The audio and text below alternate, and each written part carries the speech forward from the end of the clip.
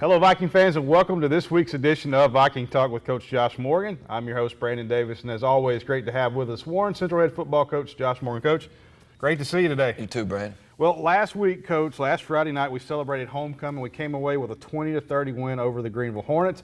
Wasn't always pretty, but you do enough, and you go 2-0 in region play. What were your thoughts on the game? Well, we were glad to win. We were glad to, Greenville's a very talented football team, and they, really imposed a whole lot of different threats and dangerous team. And I was proud of our win, and we did some good things. But it's kind of one of those where you survive it and go on, and we were able to do that with a win. And when you can do that, it's always a good thing. You talk about surviving, Coach. Greenville's quarterback, Ty McCullough, injured on the opening drive. Backup Josh Martin did a great job, 145 yards to the air, 2 touchdowns. Seems at times their defensive line maybe controlled the tone of the game. Overall, though, this didn't look like the Greenville teams we had played in the past. Do you think that caught our guys by surprise? Well, it's human nature to once I think we beat them by 49 or 50 last year, and really the last 2 years. So it's hard to guard from that. But we were able to make enough plays and keep them at bay. We knew that they have their skill is just as good as anybody, right. And that's the truth. And the backup quarterback, he played against us last year. We knew he was a very capable and very good player. And when the ball's in the air, and it's like we talked last week, anybody that can throw it and catch it is dangerous. And when the ball's in the air, they do a great job of competing and going and getting the ball. And we let them hang around, and they had a lot to do with that. They would not go away, and they just kept making plays. So it was I think Coach McCray has done a really good job with them, and they've always had tremendous athletes and good size, and he's done a good job in his first year in that program. You talked about Coach McCray. He's new to the program this year. He's done a great job. That really seems to be one of the missing elements that program's had, is some stability in that coaching staff, but quality coaches as well. Someone like him up there, and what you saw his first year, this isn't going to be an easy win going forward as a coach. No, it will be just another addition to our rough district, and right. If they'll stay with him and continue to do what he's trying to instill in them, they'll be a force to be reckoned with. Well, it's not good for us, but you hope that program does have some stability and for the community and those kids. But we're going to keep looking forward. So, Coach, you look through midway through the second quarter. You're up 14-0, ball on the plus side of the field, but you put the reserve offense out there to get some plays in. What was the thought process behind that, and would you do it differently going forward? Well, we need guys to have meaningful snaps, and we try to take advantage of that situation and really put them in a pressure situation and see how they responded, and put them in a game where it's, like I said, meaningful and not with a huge lead and they're just out there having fun. We wanted to put them in a situation and also build depth and get guys ready to go because, again, a long season. And it was a crucial situation. We knew that they were going in third or fourth series, and there was, I think, 4 minutes left in the half. I think our timing could have been better. Hindsight, we really had a chance to score and really get some separation between us and Greenville, and did not do that. Ended up turning the ball over, and they went down and scored. So that was a big swing in the game. Well, Coach, you go into the half, you're up 14-8. We talked about this. This could be called a trap game. A lot of emotions, a lot of distractions, being homecoming and folks wanting to go to the dance and everything they dealt with throughout the week. But you go in up 14-8. I'm sure there was a lot of emotions going through your mind. So what was your approach and message to the team during the break? Well, we stayed calm and wanted to make sure that there was no panic and keep everything in perspective and make sure that we regrouped and we coached during halftime. And a lot of times, you think coaches go in and yell and fuss, and we made adjustments and reaffirmed some things that we had to be better at, and we tried to use our halftimes wisely and need to be, constructive and get something out of it as far as, what we need to do better and what kind of adjustments and what are we seeing and what do we need to do differently. So there's a lot of that going on, and just to really get locked in and make sure that we close out this game. A lot of positives in this game, though, Coach. I mean, you scored 30 points. That defense of theirs was pretty physical on the defensive line. You put 30 up on them with the offensive line we have. We still have 3 sophomores out there doing a great job. But also, let's look at the play of linebacker Malik Sims. He played on both sides of the ball last Friday night. Talk about how he has continued to grow as a player, but most importantly, how important is he to this team going forward? Well, he's a great leader. He does plays the game the way it's supposed to be played. He's wide open and full speed. He's fun to watch, fun to coach. And usually his routine is when he gets off, he gets coached up, gets a sip of water, and goes and stands by Coach Rob and ready to go when we need him. And as a player, and when your best player has that kind of attitude, it sure makes it easy on you as a coach. And as far as an example being set and in a leadership role, but he'll do whatever you ask him to do, and he'll do it with all he's got. And to me, that epitomizes what we want our players to be. You see a player like him, Coach, at the next level.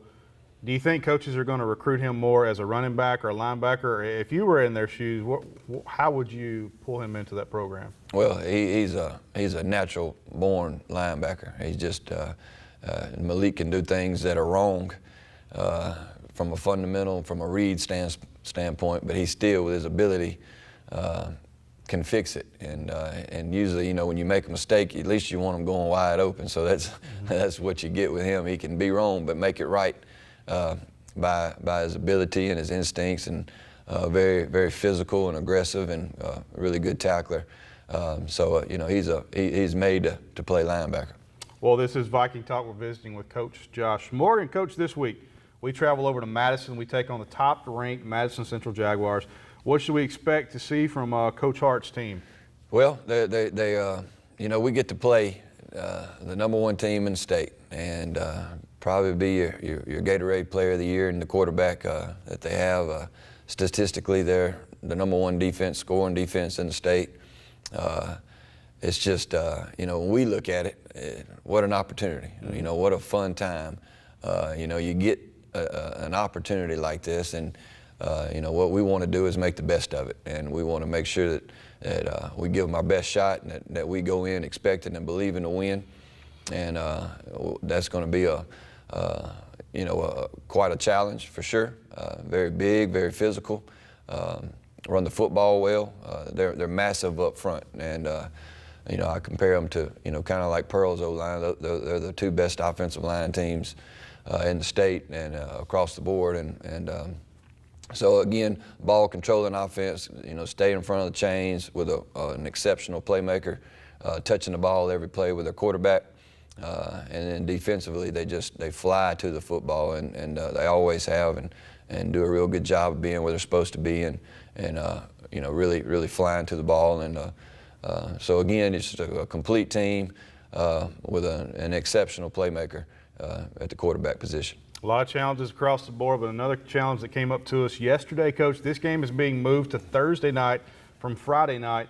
You're going over there. You don't have as much time to prepare for the best team in the state. Talk about the challenges and how have you had to readjust your schedule? Yeah, we just, kind of combining practices and making sure that it's kind of a cram session, making sure that we get everything that we normally get in, so we feel comfortable as coaches, so the players feel comfortable as far as the preparation goes, and making sure that we've done all we can do as far as the prep game is concerned. And it's the mental aspect at this point is really crucial. As far as football is concerned, there's not too many things that our guys haven't seen, and nothing should be new to them, because you've seen all the blocking schemes, and you've seen the different fronts. One thing that we haven't seen is an athlete quite like their quarterback. Well, Coach, if you include the playoffs, Madison Central, they've won the last 4 games over us by an average margin of 4 points a game. They're almost like that little pebble of sand in your shoe that you can't seem to get. All close games that we've either led, we've had a chance to win, or we've had a chance to close it out, but we just hadn't quite done it. You look back over those past games, what's been the difference? Well, it's just every year has a different outcome because of something different. It's whether it's missing a field goal to win the game and not doing that, and then getting into overtime, and we've had some down to the wire close games, and they've always seemed to find a way or catch a break to make a play that ultimately ends up winning the games. It's been a good battles. It's been a lot of fun to coach in, a lot of fun to play in, and what we've tried to do is learn from those mistakes and learn those crucial situations. And they're a tough team to beat, tough to get them rattled, and they have definitely caught the breaks over the last couple of years, though. Last year, Coach, we have them here at home. Game is, I think we ahead, and we're tied, and then all of a sudden, with just a little time left on the clock, there was an unfortunate fumble, scoop and score by them. They win the ball game. Any type of revenge for this game? I know this one has to be on the players' mind from last year. Are they looking forward to this one? Yeah, it's they definitely are excited to play in this game, but as far as the turnovers goes, and from one year to the next, it's we've been fortunate enough the last 3 or 4 years to have a talented football team that was just as capable, if not more capable, and our guys competed at a high level, and what we've got to do this game and this year, we got to make sure that we're there when we get it to winning time, we get it to the fourth quarter, and we have a chance to win, and we've got to be better at making those plays and sealing the deal. But just because the past couple years is that we played them tough, we can't just assume that that's what's going to happen. We have to compete. We're outmanned up front on the defensive side of the ball. They outweigh us probably about 100 pounds. So we've got to be able to stand up and hang around and make stops and do the little things right. And, we got to continue to do that, and that'll be our main focus. It's not on revenge. It's not on, why this or this happened. We've got to make sure that we're doing what we're supposed to do and being poised during winning time. Well, Coach, you've mentioned him several times. They are led by quarterback Jimmy Holiday. He is a Texas Christian commit. Already has 16 touchdowns on the year, running and throwing it. So defensively, how do you prepare for him? Well, you do it as a unit. You do it as a team. You do it as you do it with your offense. You do it with your special teams. You do it with all 11 on the defensive side of the ball. So you don't just attack it. When you're trying to eliminate a team's best player, we like to use everything we can and try to find ways to win. And so it's going to be a team effort. We've got to keep him off the field. That's the best defense. Running the football, converting on third downs, and defensively, he's a very good passer, and you can't just neglect the passing game by any means. So it'll be a task where we all have to be hands-on, and we all have to be productive in doing our jobs. Well, you mentioned as well, Coach, they have the top defense in 6A football, averaging about 9 points per ball game. Their top 3 tacklers are at the linebacker position. Very athletic defense. When we faced athletic defenses this season, Coach, you look back at Home Central, Pearl, and Brandon, we're only averaging around 7 points in those games. We have the talent and the ability, we know that, but what will be the formula for us to score on this Madison defense? It'll be the battle up front. It'll be the O-line, D-line play, and they usually play out of a 3-4 look, and the defensive linemen do a good job absorbing blocks and letting the linebackers, who's the strength of their defense, really run and flow to the football and attack and really get after it. And so we've got to be great up front. We've got to be physical up front, and we've got to run, and we've got to run hard. And there's nothing wrong with a 4- and 5-yard run, but again, we have to do that, and we have to make sure that we again stay in front of the chains. No negative plays, no turnovers. The last several years, turnovers has gotten us in trouble, and usually it's early. It's a fumble or interception that went for a touchdown and things of that nature. So we have to keep our guys as anxious as they're going to be and excited as they're going to be. We have to make sure that we keep it in perspective and able to control ourselves and do and execute the right way, and just be us and be really good at what we do. When you look at adjustments in a game from an offensive side of the ball, is it more difficult to adjust to a 34 defense with the 4 linebackers and they're flying around all over the place compared to what you would adjust to maybe a 43 front? Well, what a 3-4 does, or a 3-3, what it does is it allows people to be more multiple. It allows them to come from different angles. It allows to attack because you got 4 guys standing up that can move and maneuver and shift and attack from different angles. So that's probably the biggest plus to a 3-4. But the good thing about it is the last 4 games, we've seen an odd front of some sort, and so it's been good for us to really, they go from seeing in the spring and in the summer all year long, they go to seeing our 43 defense and an even front, but it gets them used to it and gets them certain blocks, certain angles. So the one good thing about it is that we've seen that kind of front last several games. Well, it may be overlooked by most folks, but Warren Central's defense is the 5th best defense in 6A football. History usually is going to repeat itself with these two teams. It's going to be a low-scoring game, likely coming down at the very end. With that being said, Coach, how important will the punting game be in this ball game? Well, it goes back to special teams and field position. It's your punting and your kickoffs and those little hidden yards that are all out there during a game, and we want to make it as difficult as we can on them, and with field positions and making sure we're protecting our punter as well. They like to come after punts, and so do we. So again, we got to do everything right in every phase, one play at a time, and because usually in games like this, it's usually 2 or 3 plays that really make the ball game, and you just never know when it's coming. So the kicking game is going to be very important, as well as the return game, and it'll be definitely one of those games where all 3 phases are going to be scrutinized and seeing where you can find an edge at. Well, Coach, this game's so important. Let's just be honest. You go 3-0 if you win this ball game. You're going to put yourself in the driver's seat for the playoffs. More importantly, you're going to be the top team in the state, put yourself in play for a region title. Knowing what's on the line, how have the players responded this week to practice, and are you pleased with what you see? Well, they came in Monday, and of course they were kind of they didn't really know what to expect from us because they knew we didn't play as good as we could have, past Friday. But they came in, and the message that we were delivering right off the bat was, believing and getting ready to do something special and take advantage of this opportunity. You don't, as a little kid, it's, we all get wrapped up into football games and wins and losses. You play this game to have fun. You play it to have fun. You play it for big stages. You play it for opportunities and that presents itself. And as far as a player, a coach, a fan, anything else, when you're getting to play a team that's deserved and rightfully so, #1 status, and beat some really good football teams, and a highly calculated quarterback, and the team that comes along with it, and along with our past history with them, it's exciting. It's exciting. So we want our kids to enjoy it. We call it what it is. This is what it is. This is your opportunity that's in front of you. We're going to prepare you this week, and go get it.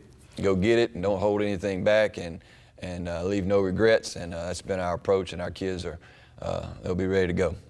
Well, Coach, we've had some injuries over the past few weeks, some key injuries on the offensive side of the ball. Any update to some of those players for this week? Well, we're going to get Q and Stovall back this week, and we'll see as far as reps how much they can go and what they can do, and we want to be careful with them and make sure that they're the game conditioned and all that goes along with that, and we got some starting to kind of get our guys back, and we want to be really careful with that because we do understand that want to take care of them and want to get them right, but at the same time it's to the point where we've got to go, and it's got to have all hands on deck. So we'll get a little bit of help back from our injury report. Well, never want to see a kid get injured. We've had, like I said, key players go down. You have to be pleased, though, with the depth that you've established and the way the guys have stepped up while they've been going. You've got to be pleased with that. Yeah, we have played some youngins. We have played youngins, and they've done a good job of handling it. We have created depth. We've got a pile of sophomores that are playing offensively, defensively, a lot on special teams, and so it's good when you can do that. It's good when they can respond. It's good when you can keep winning doing that.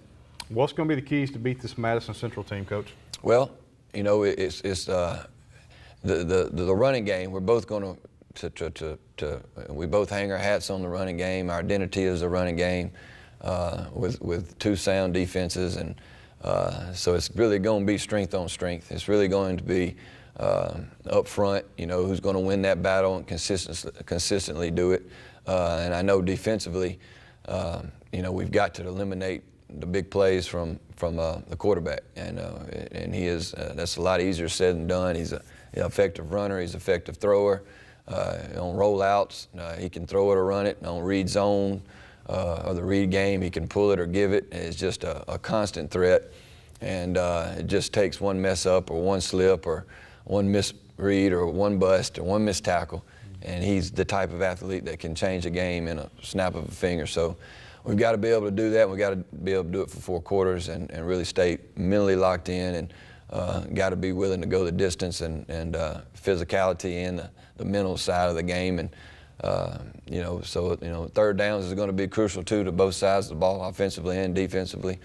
And you know, if win and we get into game-winning situation and winning time and crunch time, we've got to have our smarts and our wits about us, and that's one of the things when you have a young team and a team that's progressing and maturing. You got to be able to handle that crunch time situation, and got to be poised, but also with a sense of urgency to you. So there's a fine line that, you know, we really worked on with our kids about and putting them in situations, and don't be afraid to win a game. Well, once again, congratulations on last Friday night, big win. Best of luck this week. Thank It's you. going to be fun. Looking forward to it. I want to thank you guys for joining us this week. Thank you for being there for homecoming last week. The crowd, we always grateful for you to be there. This Thursday night, no excuse. It's not going to be raining, Coach, so that's what they tell us anyway. We're trying to avoid that for you. But we'll be at Madison Central.